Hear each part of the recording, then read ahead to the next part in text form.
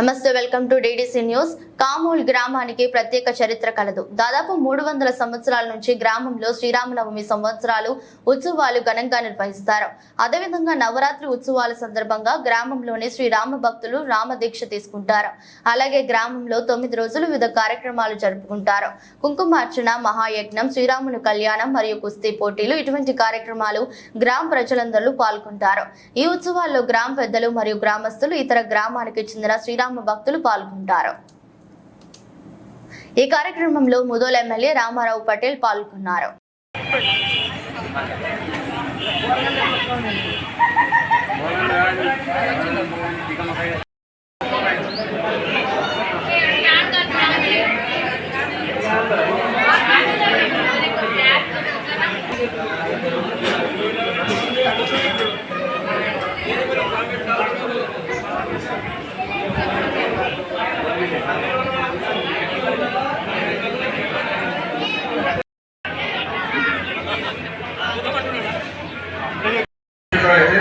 ఎవరైతే తల్లిదండ్రులను దైవ స్వరూపంగా భావిస్తారో పరమాత్మే వచ్చి ఈ కాళ్ళ మీద పుష్పార్పణ చేస్తాడు.